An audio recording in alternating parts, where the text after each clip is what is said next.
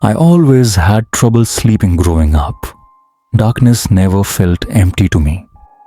There was always something lurking, just out of sight. I used to suffer from sleep paralysis, often waking up unable to move, suffocating under invisible weight. It got so bad that my mom blessed my room with holy water and prayers. After that, everything stopped.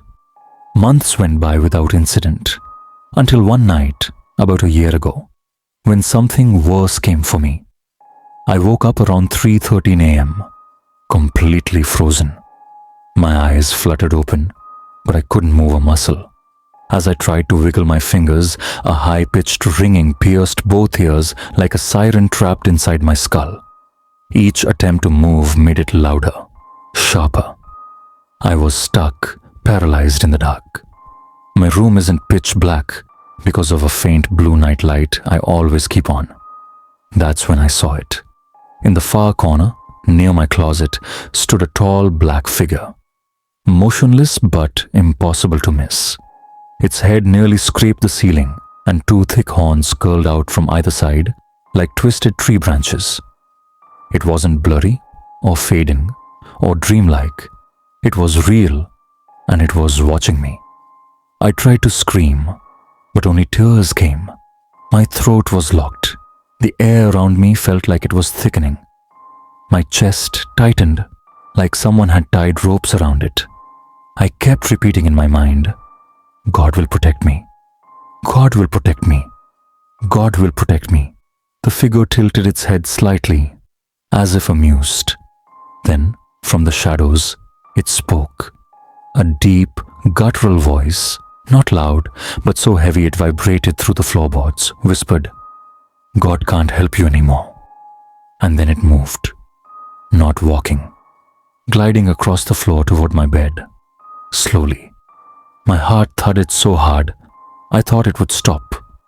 The ringing in my ears turned into a deafening roar. The thing leaned down until I could feel cold air against my face. Then everything went black. I woke up on the floor, drenched in sweat. The bed sheets tangled around me like I'd been thrown off the mattress. My door was still locked. The room was cold, unnaturally cold. I ran to the bathroom and turned on every light in the house. I didn't sleep again for 3 nights. I never told my mom what really happened. Just said I had a bad dream. But I know what I saw. I know what I heard. And sometimes I still wake up around 3:13, frozen, waiting, wondering if this time it'll come back. It was 1 a.m. and Guy Halverson sat motionless in the dark, his living room lit only by the glow of a silent television screen. Rain tapped at the windows like quiet reminders, but he hadn't moved in over an hour. His hands were clenched tight in his lap, his eyes wide and unblinking. The accident played on repeat in his mind like a twisted loop he couldn't escape from. The light had turned red. He knew it did, but he was late for a meeting, and the street looked clear. He tapped the gas. In an instant, there was a blur of orange from the right, a loud thud, a horrifying crunch. A bicyclist flipped over the hood of his car, disappearing beneath the headlights. Guy slammed on the brakes, but only for a second. Horns erupted behind him, and panic took over. He gunned it, tires screeching as he fled into the dark. His heart was pounding, his palms slick on the steering wheel. He didn't even remember the drive home. He'd never broken the law in his life. He was the dependable one. Good job, clean record, father of 2. But now his future unraveled in front of him. What have I done? He imagined himself in court, handcuffed, his wife's face twisted in disappointment, his children refusing to look at him. Maybe it was an accident. Maybe the guy's okay. Maybe he survived. But deep down, Guy knew what he saw. The way the body didn't move. the sickening sound of something breaking. Why didn't I stop? He considered turning himself in. He could afford a lawyer. Maybe it would be better than this endless loop of fear and shame eating him alive. Then came the knock at the door. 3 sharp raps. That was it. Guy froze. He turned his head slowly toward the sound, his whole body suddenly heavy with dread. They found me. The police must have followed tire marks, traffic cams, witnesses. There was no escaping it now. The knock came again, louder this time. Heart hammering, Guy stood up on trembling legs and stumbled to the door. His vision was swimming. He opened it slowly, expecting to see blue lights, cuffs, a flashlight in his face. But there was only one man, a police officer. He stood stiff under the porch light, rain dripping from the brim of his hat. "Mr. Halverson?" he asked, his voice low, unreadable.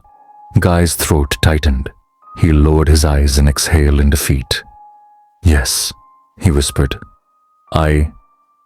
Let me explain." The officer raised a hand gently. "I'm sorry, sir. I'm afraid I have some bad news." The world tilted. "Your son's bike was struck by a hit-and-run driver this evening." Guy stopped breathing. "He died at the scene. I'm very sorry for your loss." For a moment, the world was completely still. Then Guy collapsed to his knees, not from guilt, but from the realization that it wasn't just some stranger. It was his own son, and he didn't even stop. An old rhyme echoed through the wind like a curse sewn into the air. "Crooked man in the crooked lane, if you see him, you'll go insane."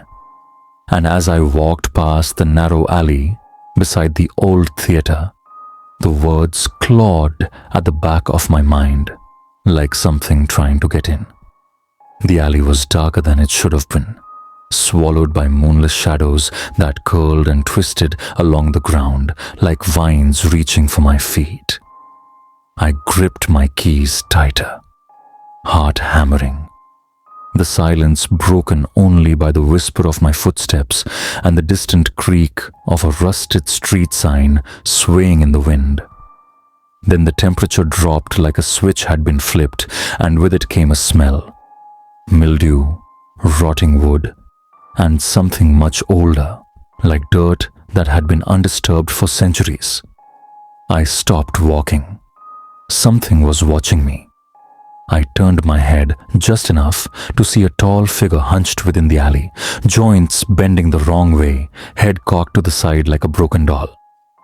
His limbs twitched unnaturally as he took a step forward, and I could hear the scrape of his shoes dragging sideways across the concrete. Crooked man in the crooked lane.